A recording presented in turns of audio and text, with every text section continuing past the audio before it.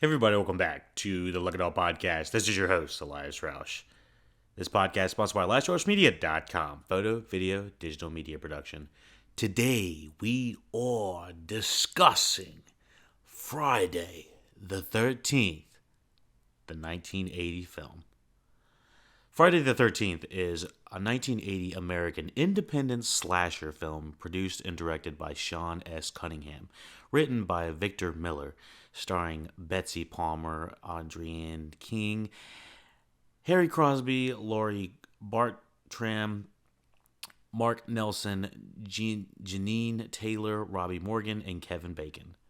The plot follows a group of teenage camp counselors who are murdered one by an unknown killer while they are attempting to reopen an abandoned summer camp with a tragic past. This movie is working on a budget of $550,000, just over $500,000. It's a crazy low budget independent film released right in the middle of the beginning of the 1980s summer, May 9th, running at 95 minutes, super slim running time. Prompted by the success of John Carpenter's Halloween 1978, director Cunningham put out an advertisement to sell the film in Variety in early 1979 while Miller was still drafting the screenplay. After casting the film in New York City, filming took place in New Jersey in the summer of 1979 on an estimated budget of little over of half a million dollars.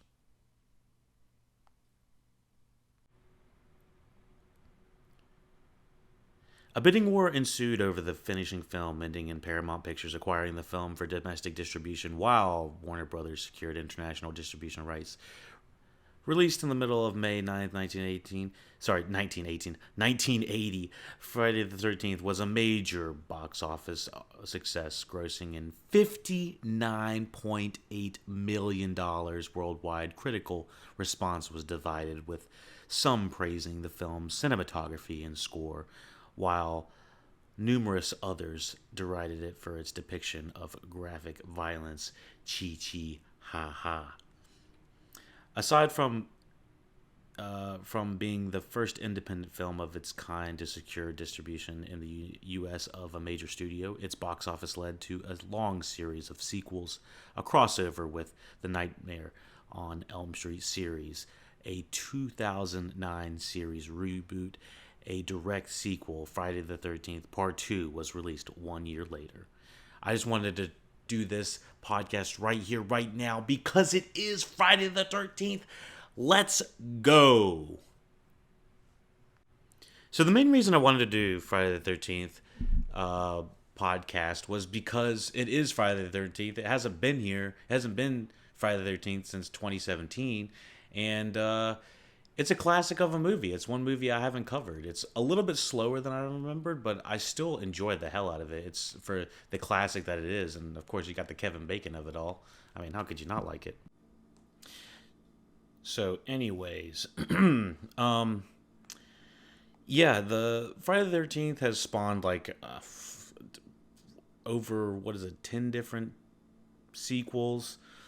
Most of them ranging from not that great, but some of them they can be fun. They have different genres within the Friday the 13th elements of it. The whole Jason Voorhees mask of it all just evolves further on into the franchise. I'm trying not to talk too much about it without getting too detailed about it, but essentially the Friday the 13th original movie just brings in the lore, and it doesn't bring most of the iconography that you think about the Friday the 13th movie until later on in the franchise. This one's more about the executions of what's actually happening to the plot of these teenagers. They've been fucking up. But anyways, I enjoy the Friday the 13th movie. The original was a little bit slower than most of the original, like, Elm Street or the original Halloween or something like that. But or even something, obviously like The Exorcist, all different types of Halloween. All different types of horror.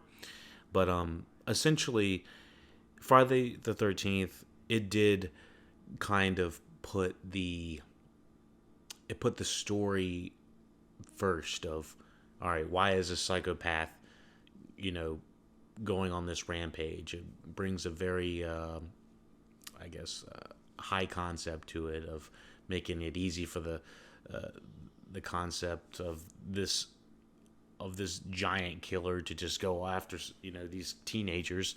It makes it easier to understand.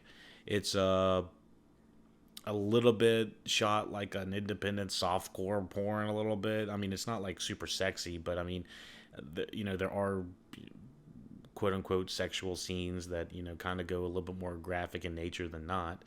And yeah, I overall, I see the appeal of this type of movie. Grab your close one, cuddle up, and let's watch some fucking craziness. And it's not too much over the top that it's unbelievable, but it's still within the believability of like camp. Obviously Camp Crystal Lake and all of that, but no pun intended. But I feel like it hits this nice equilibrium of like it feels a little bit realistic, but also hits this like slab of camp on there too. But anyways, yeah, aside from it being the first independent film to secure this type of distribution, it's impressive to see something like on such a low budget scale hit almost $60 million plus spawning all of the sequels as well. It's pretty crazy. Anyways, let's get to the plot as usual. The Patreon members are going to get the full spoiler review for this podcast. Of course, thank you for listening, watching LuckyDog Podcast. I give this movie a 7 out of 10. It's a lot of fun to watch. It's a little bit slower paced than the rest of your more traditional horror film slasher flicks, but once it gets going, it's kind of interesting and fun just to see how it's kind of like a spook house thing kind of going through each one of these kind of kills. Plus, gotta love young Kevin Bacon of it all. Get some fresh bacon in there. Anything else we need to discuss regarding the plot? I think that's about it. Let's get into the plot of Friday the 13th.